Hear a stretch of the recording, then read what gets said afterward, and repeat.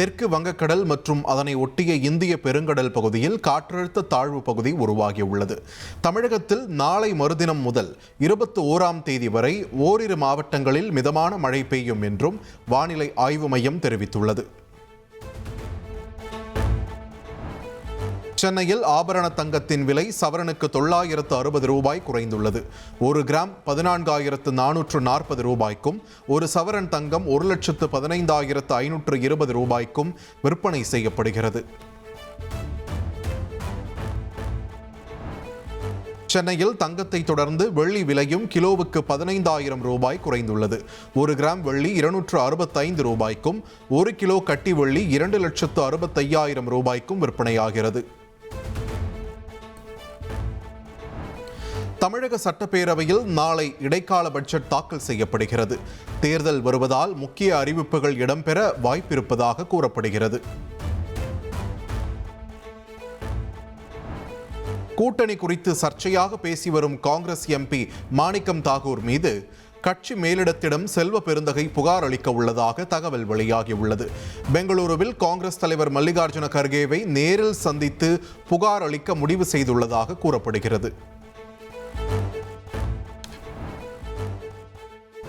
தமிழ்நாட்டில் கூட்டணி ஆட்சி என்ற பேச்சுக்கே இடமில்லை என்று மதிமுக பொதுச் செயலாளர் வைகோ திட்டவட்டமாக கூறியுள்ளார். கூட்டணி ஆட்சியை காங்கிரஸ் விரும்பலாம், ஆனால் அது நடக்காது என்றும் அவர் தெரிவித்துள்ளார். புதுச்சேரி சட்டமன்ற தேர்தலிலும் தாவேகாவுக்கு விசில் சின்னமே ஒதுக்கீடு இந்திய தேர்தல் ஆணையம் அறிவித்துள்ளது. மதுரையில் மார்ச் 1ஆம் தேதி பிரதமர் மோடி பங்கேற்க உள்ள என்டிஏ கூட்டணி பிரச்சார பொதுக்கூட்டத்திற்கு முகூர்த்த கால் நடப்பட்டது. மத்திய இணையமைச்சர் எல் முருகன், பாஜக மாநில தலைவர் நயினார் நாகேந்திரன், அதிமுக முன்னாள் அமைச்சர்கள் முகூர்த்த கால் நடும் விழாவில் கலந்து கொண்டனர். மாநில அரசியலில் முக்கியத்துவம் வாய்ந்த பொறுப்பில் உள்ள ஒரு தலைவரிடம் இருந்து இதுபோன்ற இழிவான கருத்தை எதிர்பார்க்கவில்லை. தமிழக பாஜக தலைவர் நயினார் நாகேந்திரன் விஜயை விமர்சித்த விவகாரத்தில் நடிகை த்ரிஷா தரப்பில் அறிக்கை வெளியிடப்பட்டுள்ளது.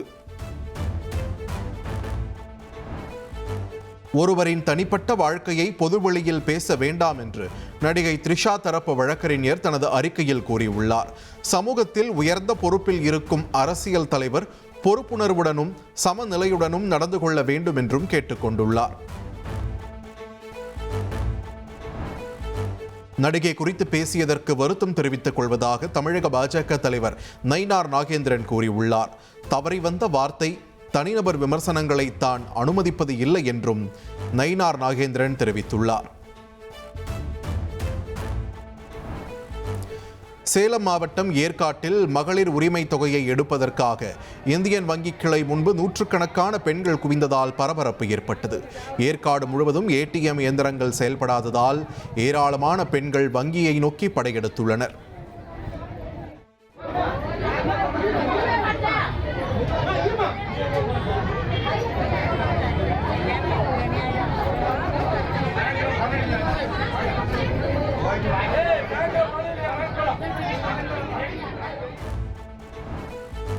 சபரிமலை ஐயப்பன் கோவிலில் அனைத்து வயது பெண்களும் வழிபட அனுமதித்த தீர்ப்பை எதிர்த்த மறு ஆய்வு மனுக்கள் மீதான விசாரணை ஏப்ரல் 7ஆம் தேதி தொடங்கும் என்று உச்சநீதிமன்றம் தெரிவித்துள்ளது. எழுத்துப்பூர்வ வாதங்களை மார்ச் 14ஆம் தேதி தாக்கல் செய்யவும் மனுதாரர்களுக்கு உச்சநீதிமன்றம் உத்தரவிட்டுள்ளது. ஹரியானா மாநிலம் பல்வல் மாவட்டத்தில் 15 நாட்களில் ஒரே கிராமத்தைச் சேர்ந்த 5 குழந்தைகள் உட்பட 12 பேர் உயிரிழந்த சம்பவம் அதிர்ச்சியை ஏற்படுத்தியுள்ளது. தண்ணீர் மாசு காரணமா என்று சுகாதாரத்துறை குழு அமைத்து விசாரணையை தொடங்கியுள்ளது. ராஜஸ்தான் மாநிலம் பிவாடி பகுதியில் ரசாயன தொழிற்சாலையில் ஏற்பட்ட தீ விபத்தில் 7 தொழிலாளர்கள் பரிதாபமாக உயிரிழந்தனர். தொழிற்சாலைக்குள் சிக்கியுள்ள மேலும் 2 மீட்கும் பணி தீவிரமாக நடைபெற்று வருகிறது. மும்பையில் பாலிவுட் இயக்குனர் ரோஹித் ஷெட்டியின் இல்லம் முன்பு துப்பாக்கிச்சூடு நடத்தப்பட்ட சம்பவத்தில் மேலும் 6 பேர் கைது செய்யப்பட்டுள்ளனர். ராஜஸ்தானில் கைது செய்யப்பட்டவர்களை மும்பை அழைத்து வந்து விசாரிக்க போலீசார் திட்டமிட்டுள்ளனர். நியூசிலாந்தில் புயல் காற்றை தொடர்ந்து கொட்டிய கனமழையால் பலத்த சேதம் ஏற்பட்டுள்ளது. நாட்டின் தலைநகரில் மின்சாரம் துண்டிக்கப்பட்டதால் 30,000-க்கும் மேற்பட்ட மக்கள் அவதிக்குள்ளாகி இருக்கின்றனர்.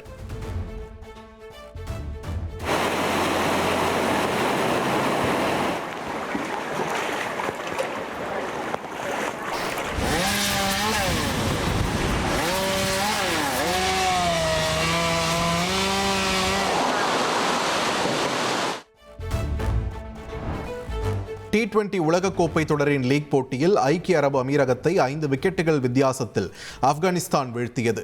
நடப்பு தொடரில் முதல் வெற்றியை பதிவு செய்தது ஆப்கானிஸ்தான். இனி செல்லும் இடமெல்லாம் செய்தி. தந்தி டிவியின் வாட்ஸ்அப் சேனலை ஃபாலோ பண்ணினா செல்ல இருக்கும் இடமெல்லாம் செய்தி. இதோ QR கோட் இப்பவே ஸ்கேன் பண்ணுங்க, ஃபாலோ பண்ணுங்க.